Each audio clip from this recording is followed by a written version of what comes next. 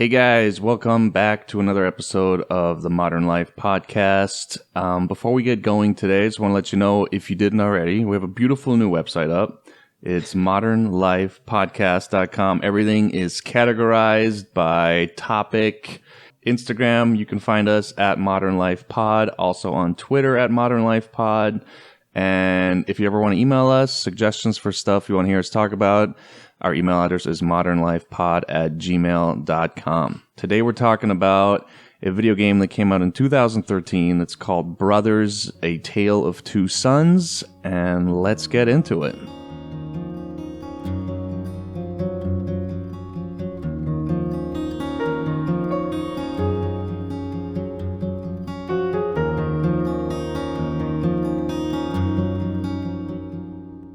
As always, before we start, we're going to do our little modern thoughts segment. I'm here today with Tabby. You want to start? Naya! Naya! You'll get that later. So you remember Lou Pearlman, who ran all the boy bands and who had a big pyramid scheme, and he was... He was... scamming NSYNC and I think the Backstreet Boys. I think I remember the Backstreet Boys thing. Yeah. What about him? He's out of jail. He's dead. But oh, just kidding. I just recently found out that basically all K-pop groups are run like Lou Pearlman ran all his groups. Oh. K-pop being Korean pop and Korean idols. And they enter into something that is actually called a slave contract. Wow. And it has recently been lowered from 13 years to 7 years. And this is due to a lawsuit that one of the K-pop groups actually won.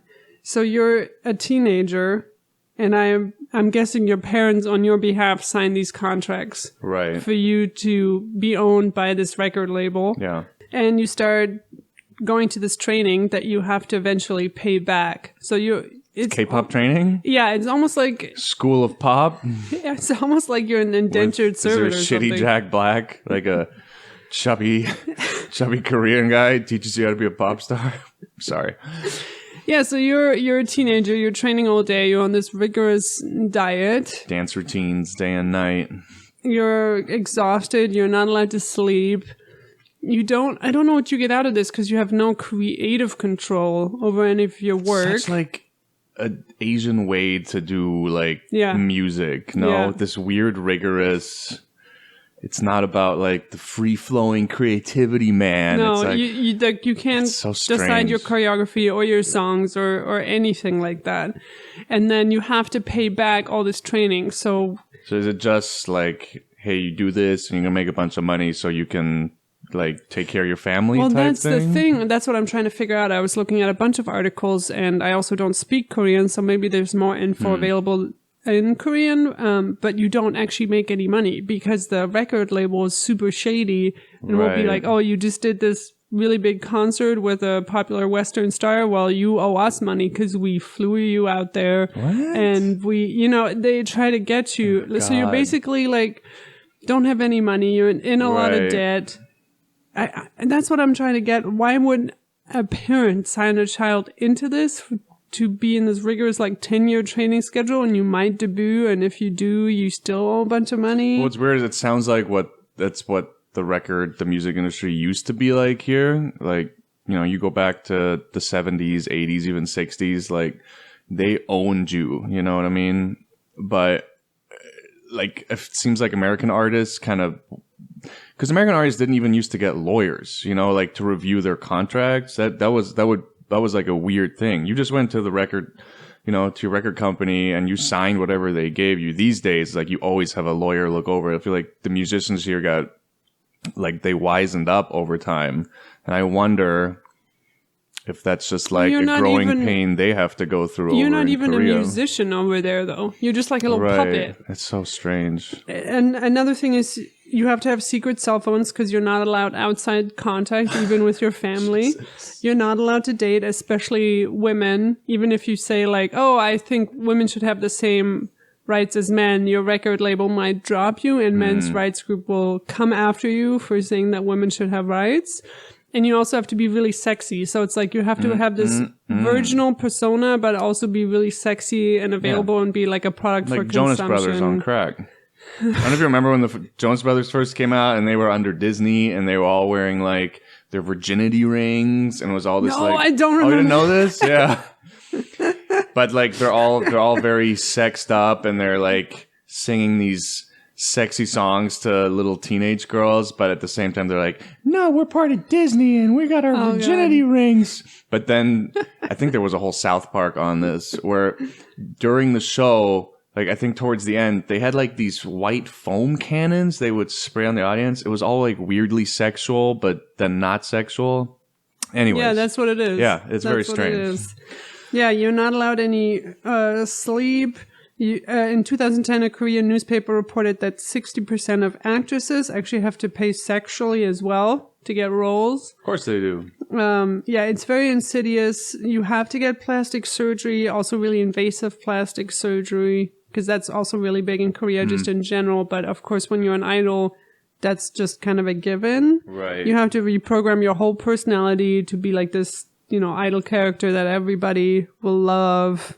And leaving the group puts you in huge financial strain because you're breaking your contract. And these contracts are now 7 years long. So you can't get out of it. You can't get out of that life. And yeah, fun times. That's everything I found about K-pop. But I just feel like we're missing a part of, like, there's got to be some weird motivation why these people even do this. Yeah, Is it just I couldn't like the find fame? anything. Yeah. I don't know. Very weird. Yeah, but then also you have a loss of privacy. And also, think about that. all these contracts are really private and secret, and all this info that we have is from these groups coming forward. So I don't, we just don't really know that much about it. I used to be a K-pop star, and I'm coming forward. That's it. That's all I got. What's yours? Oh man. So post-holiday season, we tried.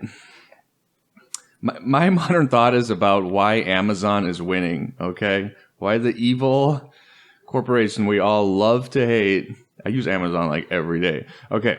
Stacy and I bought Tabby these salad tongs as a stocking stuffer for Christmas at World Market. And we tried to return them the other day. And we ran into this thing where we didn't have the receipt anymore and the tags were off the tongs. But Why didn't you have the receipt? Hold on. But they were obviously completely unused. They were obviously from World Market. It's like they have just that World Market look. Like you just can't get that anywhere else. So, but we have a rewards number with them. So they looked up the receipt in their system and they found it. So we have these tongs and we have the receipt. We know how much it cost. But because there's no like scan tag on the tongs, they couldn't return it because they needed it like for inventory purposes. So I'm at the register. That's nonsense. I'm at the no, I swear to God. I used to work at World Market. I'm at the register for like 10 minutes trying to return these tongs, and they have everything they need. I have the tongs, I have the receipt, we have the price, but they're like we gotta find. I can't do the return unless we can like scan the item, and the item was discontinued after the holidays. And I think they were like $5, and it got to a point where I'm just like, I don't even care anymore. Like I'm leaving. I told them, like, can you just throw these tongs away? Like, I don't care about it's just $5. I'm like, what did they say? They were like, oh, I'm so sorry. Like, I'm like, it's really not a big deal. Like this is like way more trouble and like it's worth. I worked there about 10 years ago, and their system was like from the 70s, like when you look at their register, like they don't even have, they still have like that one line screen. It's not like when you go to the self checkout and there's like a tablet, you know what I mean? Yeah. At Ralph's. I'm just like, yeah, this is why all these retail stores are dying. This is miserable. And I knew it. I was putting off returning this thing because I knew it was going to be miserable. And I'm like, I don't even know why. I should have just thrown them away. Like, I don't know why I bother with this. It's just like, yeah, these people are like, oh, retail's dying. Like, wow. And it's like, yeah, like maybe you should innovate and be a better company. Like, oh, it was so frustrating. That's my modern thought. Barnes & Noble is doing that now, I think. Because Good. they're going under and they're getting like liquor licenses and installing like bars and stuff. It's probably like too little too late. I don't know. We'll see, yeah. It's just like, I just find it fascinating. Like how, like there's this whole industry that's just dying in front of our eyes. And it all of a sudden overnight became so obvious why it's dying. Like there's this whole better way to do things, right? That's kind of what Amazon's taking advantage of. I don't know. I'm always reading articles about it. I just find it fascinating. No, World Market was very frustrating to work for. And I only worked there for a few months because they also don't have any human beings doing orders. It's all automated. Oh, so you will have 20 cases of like one candle that you already have 10 cases of because like the system will just like send you random crap. Oh, God. And they're so proud of this, like, oh, it's supposed to look like a marketplace. And so you have all the boxes. If you ever look up, all the shelves are like lined with boxes. I'm like, it's not a good look. No. I don't know why you're proud of that. No. I don't know why you're proud of getting. I don't know what marketplace have they been to where there's boxes all over the place. Yeah. So let's get into Brothers: A Tale of Two Sons. Yeah, I think we both liked this game, right? Yes. I liked it. I enjoyed it. I had some issues for the most. With well, it. Yeah, I have issues, but I'm glad I played it. Let's just say that. Yeah. So if you haven't played the game, the story is pretty simple. So it's a tale of two brothers, and their mom died recently, and then the dad just got sick as well. So they have to go on this journey to find the cure for their dad, which looks to me like it's the tree of life, right? Something going on with that. And then you find the tree of life, and you try to cure your dad. So that's all there is to the story for the most part, and then the game is just like you going on that journey, trying to find that cure. I guess we should talk about how you play the game, right? The controls, because I know you struggled with that. Not just me, I have evidence here by other reviewers. I don't know how you didn't struggle. So I remember, so you played it before me, and I watched you a little bit, and you were just having the, like, there's no instructions, and it just throws you right in the game, and I don't know how to do anything. And so when I started the game, instead of just going right for it, there's a little tab. If you're in the main menu, it says play, and then it like goes settings, and then goes like how to play. And there's literally just two, like you move, and there's an action button. That's all there's to the controls. I did not struggle with it like whatsoever. So the very first moment you have this cart that you're trying to roll down the hill. You're rolling the dad in a cart to the doctor. And the controls are like helicopter controls. They're inverted. But then the rest of the game doesn't do that. Wait, inverted? Yeah, so down means up and up means down. And I cannot play like that. And I kept trying to change the settings. So now I'm online looking up how do you change the controls. There's no way to change the controls. So now I'm already frustrated. And then the rest of the game doesn't play like that until you, again, pick up like another card. So my first introduction to this game isn't even the actual controls that I'm going to be using later on. And I didn't think that was a very good into this game and showing you what this game is going to be like. Because I'm like, am I playing inverted this whole time? Because I can't. Well, if I didn't just go in the menu and see what the buttons are, I probably would have struggled. But because it is weird, there's no thing at the beginning of the game that just says, hey, here what the controls are. Like, and also that you can't change the controls. Yeah, but what is there to change? Because it's not. I didn't get that it's inverted. It's just because you have one brother on each end. So if you go up with the brother it's like carrying. It's like when you're moving, right? If I go up with the brother that's at the end of the cart, the bottom is gonna go down. But if I go up with the brother at the front of the cart, it's actually gonna go up. I think maybe that's why you thought it's inverted, because it's actually like if I was moving like a couch into a house, like those dynamics. Does that make sense? Yeah, it didn't come natural to me. And I also found a review by Marty Sliva, and he said the controls were innovative but ultimately frustrating, especially when the brothers cross paths, because one joystick controls each brother. Now your brain's like mixed up, and you're like, wait a minute. And I found it really like interesting, and wow, this is something really cool that you haven't seen before. Right. But the reason why we haven't seen it before is because our dumb human brains get very easily confused, and it's like, wait a minute, which brother's which? Well, so I always tried to have the brother that was controlled with the left joystick on the left side of the screen, and same thing with the right brother. And whenever they crossed paths and they switched sides of the screen, it would totally mess with me. But then I would just, before another thing happened, I would then just realign them. So I kind of know what's going on in my brain. Yeah. Yeah, it was a thing. And, the studio did it, and I don't know how successful it was or... Yeah, I don't know. I mean, I liked it. I don't have a huge problem with it. It just took a little getting used to. I just liked how much stuff you could do with there's just two controls. There's a joystick, and then like one of the triggers was like your action button. I was kind of amazed how much you're able to get done with just those simple controls. I found that like innovative in a way. I also kept thinking that I thought this was a really good kids game.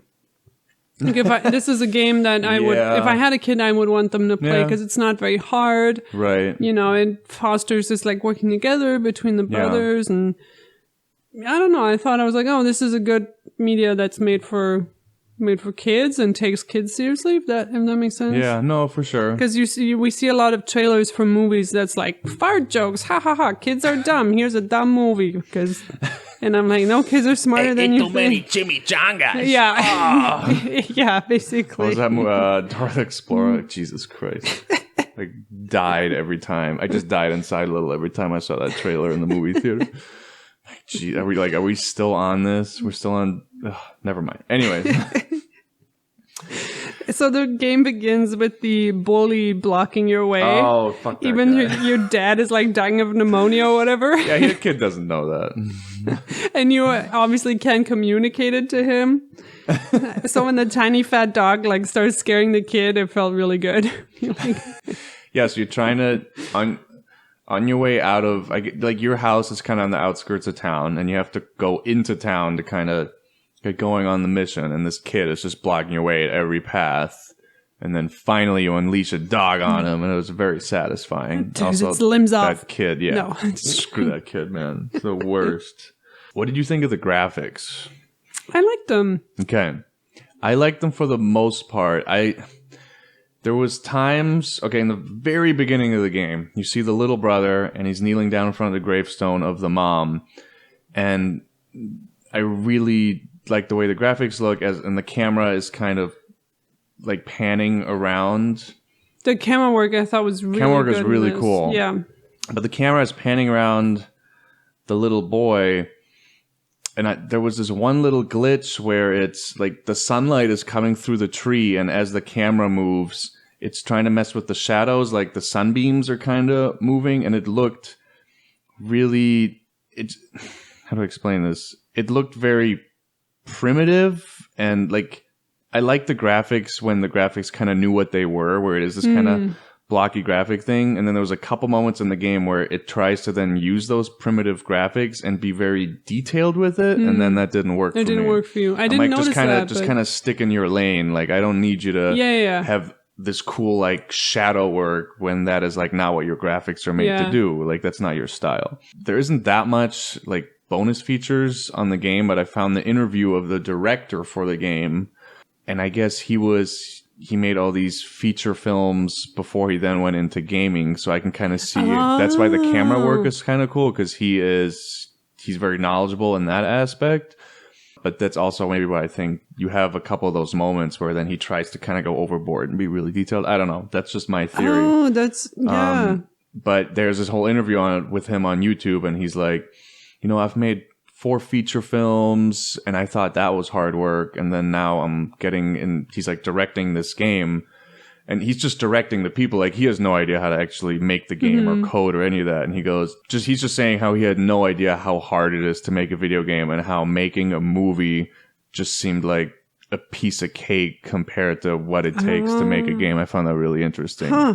I'm glad you watched that interview. Because you think about it, like, you can make a movie in like a year. Sometimes it takes 2 or 3 years. Some of these games take, like decades. Like it's a ton of work. Where's my Dragon Age 4? Where is it? No, I had a lot of notes in here about the camera work. Actually, I don't know if that's something I normally notice, but it let you experience the environments in a really interesting way, even though I knew there wasn't much for this level that was designed. The way it was framed and it always supported the mood as well. So you'll have like a straight on view if you're trying to see the northern lights in the background, but then you'll have a top down view if something's a little bit more scary, or you're running away from the invisible giant. Right.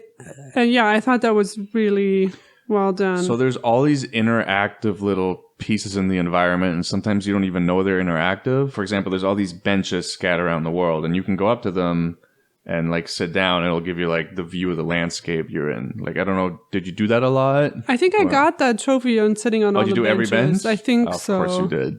I did like a couple of them, and then I got to a point where I'm like it's a really nice touch to the game, which makes the game just feel bigger and more than just this linear kind of story thing you're doing. But I'm not going to sit on every single bench I pass. My dad's dying over here. But it definitely adds, it adds a really good feel to the game, I think. It just kind of blows the whole thing up. And I also I would just discover these things you just have no idea you can interact with. Like, you'll pass by a cat and you can... And the cat I wrote down. I love the cat. Yeah. And I also loved how you kind of get to know... Each brother. Yeah, you get to know each brother by how they do their actions. So you can go up to the big brother and he doesn't really do much with the cat. But he holds it away like the cat is getting angry. And then if you go up with the little brother, he's like petting the cat, purring like crazy. So even though there's no... So the only dialogue in this game is like Sims talk. Naya, boop, bop, beep, boop, bop, right? Everything's conveyed through actions and what these people do. But you really get to know who these characters are just through how they interact with the environment. And yeah, just again, I don't need hour-long cutscenes of explaining what the story is. Like it's just, they did such an effective way of telling the story with just no fat on it, I feel like, just through that. I don't know. Yeah, it's an interesting way of storytelling. Like, isn't it? I don't know, like, I feel like I prefer it. Like, it's so much more effective to me if you, like, show me what a character is than if I just kind of find out through really long dialogue cutscenes like some games do. I don't know. Mm-hmm. I like it. Mm-hmm. The lighting in this game reminded me a lot of Fable 1. Yeah. Just these really beautiful environments that I wanted to spend time with, and then Fable 2 comes out and they're like, do you want everything to be grimy and black? And I'm like, no, that's not why I played this. Kind of like this comic booky, little blocky graphic thing. I'm sure there's a name to that sort of style. Right? Kind of cartoony. Yeah, right? When you were in the mines, wasn't there like a ride when you got to... When you get to be like in a cart, yeah. You went down like this whole spiral thing. I don't know. I thought that was so cool. And then again, you could see all the environment from below and see the giants working, and and that was a cool moment. And it added some like speed and action to it. Oh yeah, no, there's a lot of those fun things like with the hang glider. Yeah, that wasn't fun. You struggled with. I spent an hour doing the hang glider. I got it on my first try. I did. I'm better. I suck. There was the minecart, the hang glider, and I feel like there was one other thing. The game has these like big set pieces scattered throughout, and it's also got all these Easter eggs. Like you were just showing me this morning. There's a part early on where this guy's trying to kill himself, and you can choose to save him. I saved him, but I couldn't find the music box. I saved him too, but I got there 2 seconds too late, so he died the second I'm cutting down the rope that he's hanging himself with. But then if you go past that, if you save him, then you can go like past the point and there's a music box that you collect, which makes him feel better, which is like totally off the map. I didn't even get that part, which just makes me wonder like what else I missed. There's all these, just a lot of little things scattered through the world, like the cat, the music box. I'm sure I missed something else, but there's like a lot of attention to detail in the game. It seems like it's not just like from point A to point B story mode. Like you can kind of have fun with the world a little bit, like if you want to.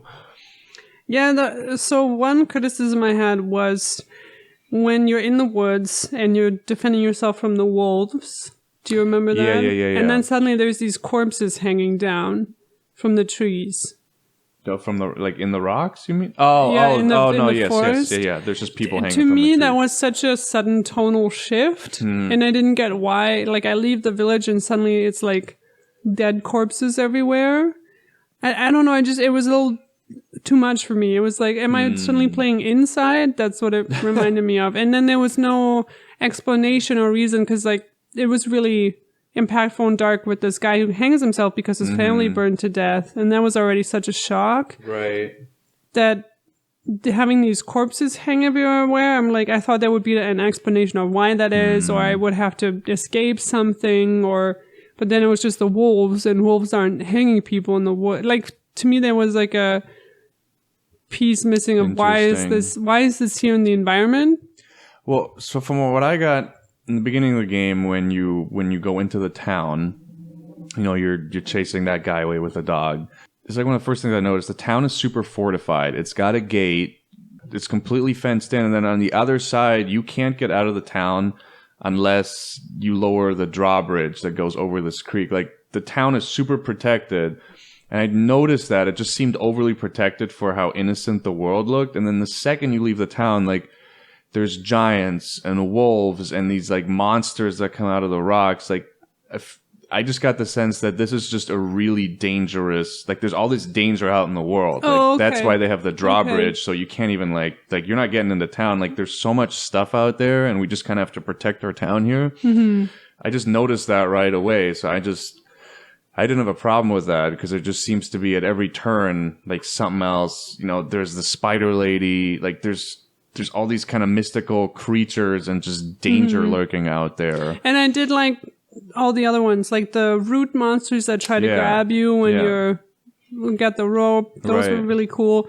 That giant, that invisible giant, when you have all these. Oh, yeah. And you're also killing all these. I mean, they're already dead, but you have these frozen people and you have to kind of smash them sometimes to get to the next point. And you're kind of thinking in your head, like, oh my God, am I killing all these people? And they're already dead, man. Yeah, that was really scary to me. Like, this invisible monster, that got me. Yeah. Everything else worked for me. It was just that one part where I was like, I don't know. And I kind of liked how, okay, so we leave the town. There's some wolves. All of a sudden, like, oh, whoa, there's like a weird rock monster. Okay, so there's like some weird creatures in this world. And then, you get like, okay, there's a giant. Okay. And all of a sudden, there's like an invisible giant. Like, the world progressively gets weirder as you move through the game to where it's, but also beautiful, because then you get the northern lights, totally. You get the hang glider and the. But you kind of go from a semi-normal, dangerous world and just progressively to where, towards the end, you're meeting that woman that turns into a spider. Like, it's borderline magic, right? Like, it goes from just dangerous, weird creatures to like, oh no, there's just everything in this world. Like, I'm sure there's like a wizard somewhere that we didn't see. It's just like kind of this mythical, I guess, fable-like world. Like, I don't know. I like it. Yeah, I think you had something else to say, though, about the spider lady, right? Oh, so the spider lady, I don't know. I think I was just being a jackass of how, like, you have this old teenage boy and he's following the spider lady and the younger brother's like, no, like, we have to go this way. Like, what are you doing? And he's all entranced because she gave him a little kiss on the cheek. I was just making a dumb joke of like, damn, women always ruining things.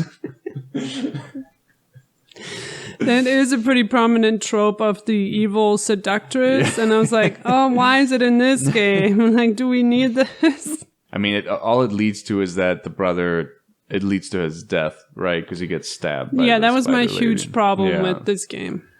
Yeah. And let's talk about the ending. We're already on it. Let's talk about the ending. I did like how brutal it got towards the end. I liked that spider battle. I liked how you were just ripping off limbs and I was like, damn, this is getting real.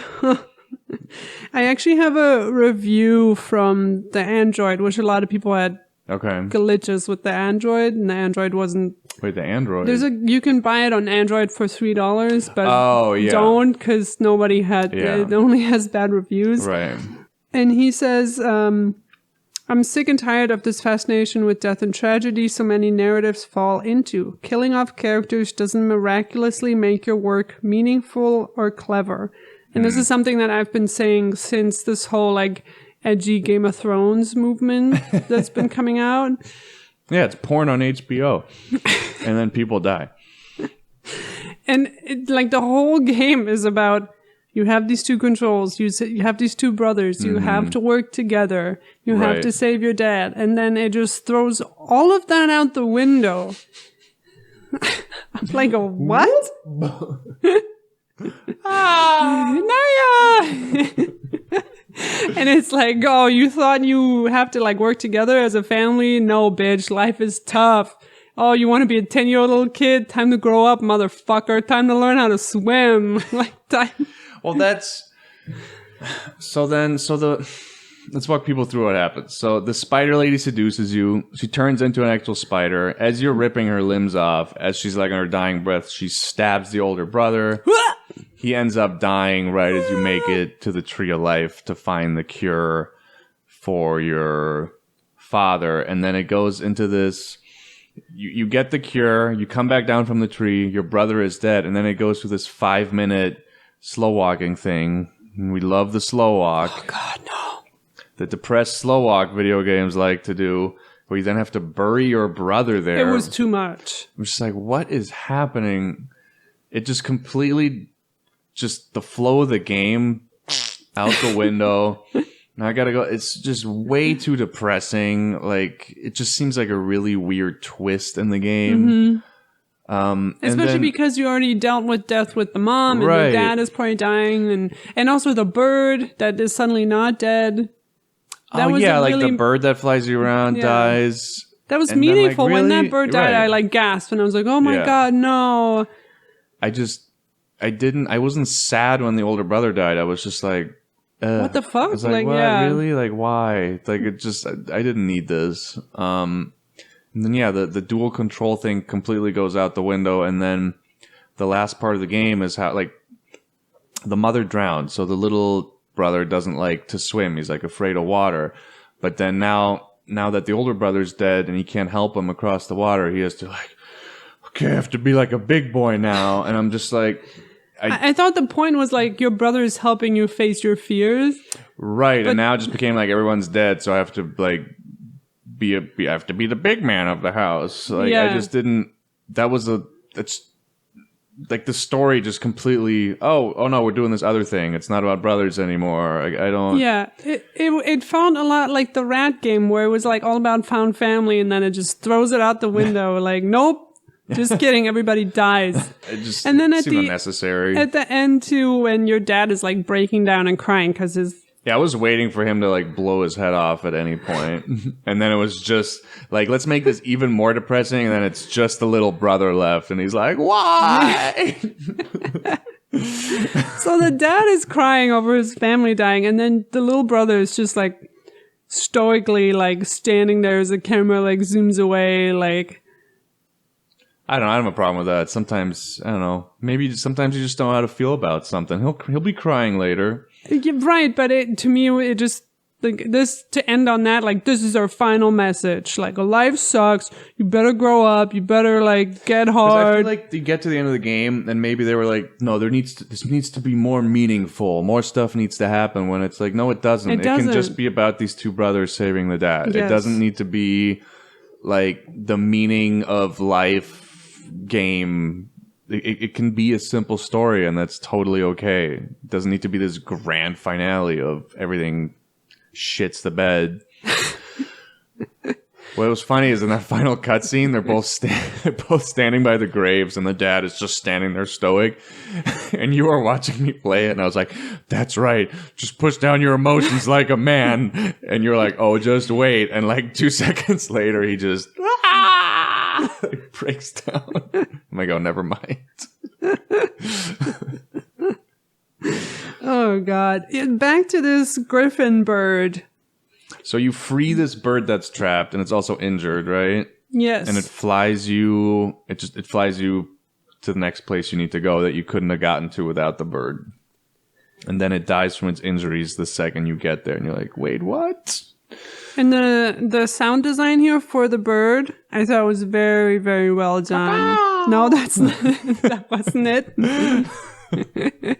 And when the sounds it made when it was dying, that was meaningful. And then to have the bird come back at the end, I was like, wait, what happened? How's this bird fine? Yeah, the bird comes back to the tree of life and flies the brother back home like a Lord of the Rings style. Oh, we got birds all of a sudden.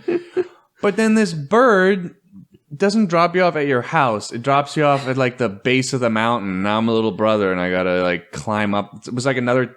It felt like Lord of the Rings 3, where there's just like 3 endings. I'm like, just drop me off at the house, for God's sake. No, I'm going to drop you off here, and you have to then overcome your fear and learn how to swim, because this game has to be more meaningful. Like, no. Yeah. Go away. Okay, I think you forgot about these, but I wrote this down in my notes. I think my favorite part of the game is when you get the mountain goats, and you're riding around. I love that. That was fantastic. That one's awesome. You just like hop on these mountain goats and you're just like jumping over all the rocks. You're like, woo! I had the best time with that. I don't know why. Just because the goats were really cute. Goats were awesome. That was a cool mechanic. Yeah. But the thing that I was going to say about that harpy griffin type creature. The what? It was like the bird. It was like a harpy, but it was just its face. Oh, yeah. We said this about I said this about Yarny too. Yarny. Because this game is made by a Swedish studio, it reminded me of Astrid Lindgren books so much. I don't know if you remember. Yeah, a little bit. Ronja Räubertochter, the movie. Yeah.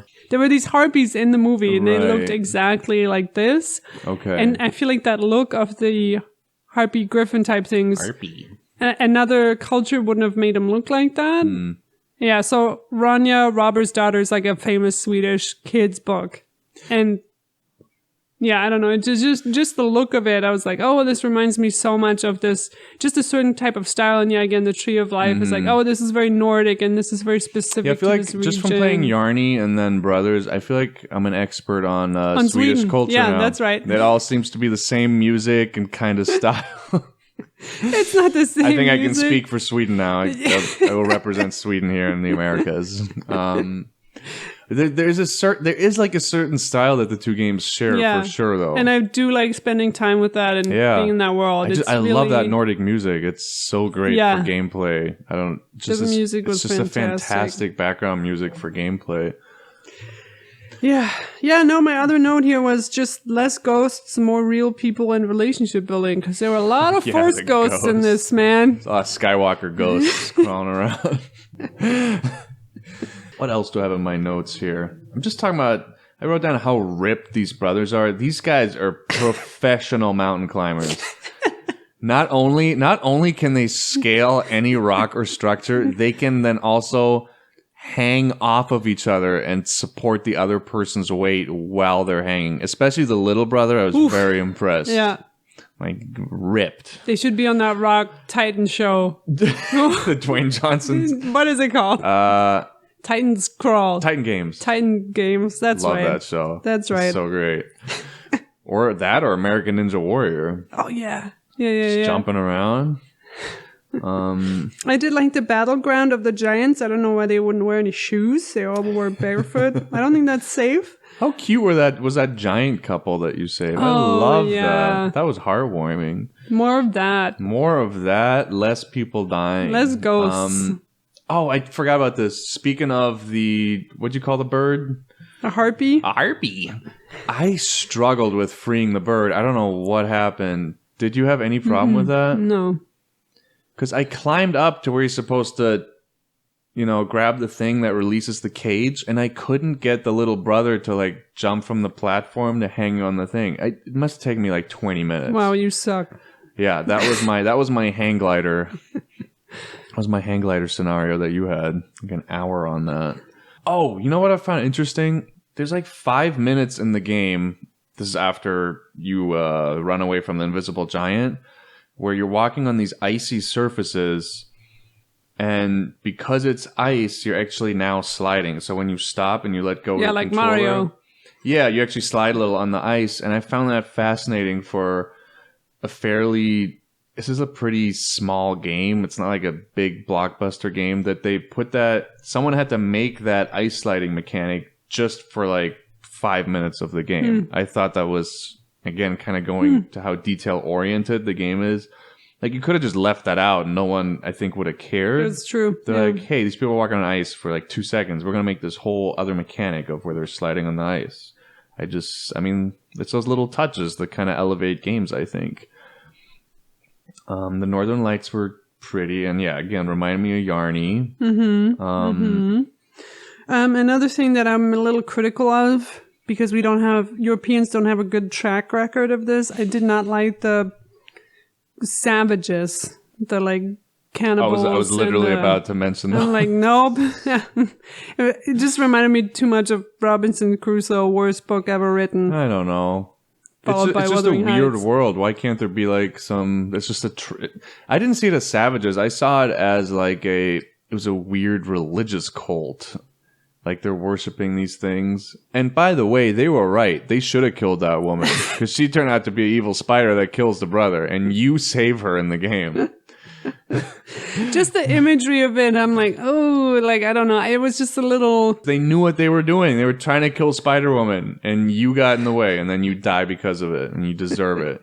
You're saying this is a commentary on... It's a commentary, yeah. I think it's a subliminal message. All right.